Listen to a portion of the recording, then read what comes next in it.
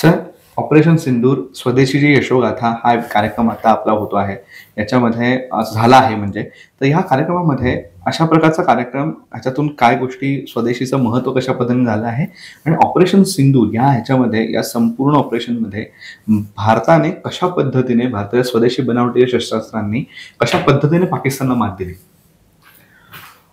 कसं आहे की भारत हा आत्मनिर्भर व्हावा ही प्रत्येकाची इच्छा आहे आणि आधी पण होती, पण आता त्याला आपण जास्त बळ दिलं आहे. याचं कारण असं आहे की ऑपरेशन सिंदूर एक तर आपण वापस जाऊ की का झालं, पहलगाम अटॅक का झाला.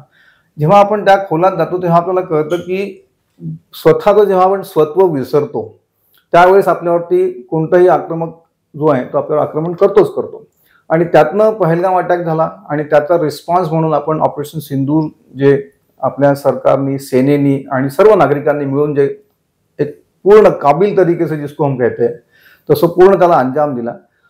ही जी यशोगाथा जी आहे ही आपण सांगणं जरुरी आहे, कारण यात जो स्वदेशीचा वापर किंवा इथून पुढे जो आपल्याला जी स्टेप घ्यायची आहे आत्मनिर्भरतेकडे, आणि ही आत्मनिर्भरता फक्त डिफेन्ससाठी लिमिटेड नाही आहे. ही आत्मनिर्भरता आज आपल्याकडे वंदे भारत एक्सप्रेस आहेत, बाकी टेक्नॉलॉजी ज्या आहेत त्या कशा डेव्हलप व्हाव्या आणि जेणेकरून जो कॉमन सिटीजन आहे त्याला सुद्धा हा अभिमान वाटला पाहिजे की मी त्या भारत देशात राहतो जिथे टेक्नॉलॉजी माझी आहे. तर म्हणून हे सांगणं जास्त जरुरी आहे. सर, आता तुम्ही म्हटलात की भारत देशामध्ये आपण आता बऱ्याच क्षेत्रांमध्ये आपण स्वदेशी आत्मनिर्भर बनत चाललो आहोत. तर आजच्या काळामध्ये तुम्ही आता म्हटलं सर की आज आपल्याला स्वतःची टेक्नॉलॉजी आहे असं वाटलं पाहिजे, पण याची खरंच गरज का आहे? आपण एक पूर्ण आपल्या ग्लोबलाइज याच्यामुळे आपण सगळ्या म्हणतो, सगळ्या गोष्टी आपण जेव्हा म्हणतो की आपण सगळेजण एकमेकांच्या मुक्त व्यापार आणि या सगळ्यामध्ये आहोत, तर ह्याच्यामध्ये स्वदेशीचा खरंच गरज किती आहे आणि आत्मनिर्भर भारत बनणं हे किती गरजेचं आहे? कसं आहे की आजपर्यंत आपण फक्त बाकीच्या देशांवरती निर्भर राहिलो शस्त्रास्त्रांसाठी, विशेष करून खास म्हणू आपण रशिया असो, इस्रायल असो, अमेरिका असो. आणि आता तुम्ही एक बघितलं असेल की जिओपॉलिटिकल सिच्युएशन जी आहे त्या सिच्युएशनमध्ये कोणीही कोणाचं परमनंट शत्रू नाही, परमनंट मित्र पण नाही आहे. एक दुसरं, जेव्हा तुम्ही कोणावरती निर्भर राहता, आज आपण समजा रशियावरती निर्भर राहतोय, त्यांच्याकडे स्वतःच युद्ध सुरू आहे, तुम्हाला ते काय सप्लाय करतील, काय सपोर्ट करतील, आणि त्यांचे बाकी कंपल्शन्स आहेत, त्यांना चीन सोबत संबंध ठेवणं आहे, बाकी देशांसोबत संबंध ठेवणं आहे. तर ह्या सगळ्या गोष्टींमध्ये केव्हाही तो that tap can be closed हा जो भाग आहे. म्हणजे even simple example like GPS, आज आपण जीपीएस वरती इतकं निर्भर आहोत, उद्या अमेरिकेने विचार केला की जीपीएस बंद करू आणि झालाय ते, तर आपण कुठे जाऊ?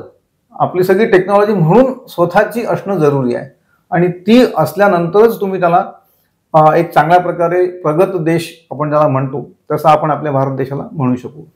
सर, आता तुम्ही म्हटला की स्वदेशीबद्दल आपण आता सगळ्यांनी ह्याच्याबद्दल काम केलं पाहिजे. स्वदेशीचं महत्त्व तुम्ही आता सांगितलं, तर कशा पद्धतीने लोकांना तुम्ही आवाहन कराल की आत्मनिर्भरतेकडे आपल्या भारताने कशा पद्धतीने वाटचाल केली पाहिजे आणि लोकांचा त्याच्यामध्ये सहभाग कसा असला पाहिजे?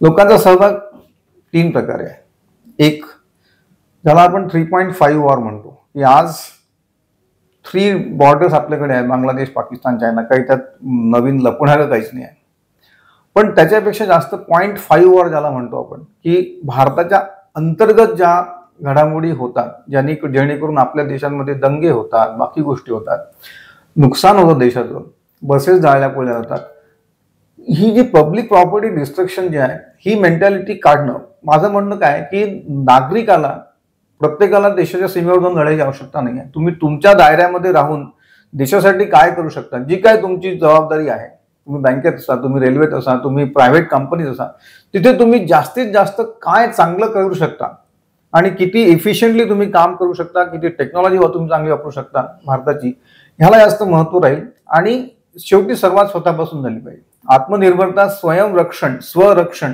हे प्रत्येकाला स्वतःचं आलंच पाहिजे. प्रत्येक गोष्टीसाठी मैं वहां पे गया था, वहां पे कोई सिक्युरिटी नहीं थी, वहां पे कोई पुलिस वाला नहीं था, आपल्याकडे 140 कोटीसाठी 140 कोटी आर्मी किंवा पोलीस तयार नाही होऊ शकत. म्हणून आपल्याला हे जरुरी आहे की प्रत्येक नागरिक जो आहे तो स्वतः individually he should be capable of defending himself technologically as well as physically. Thank you.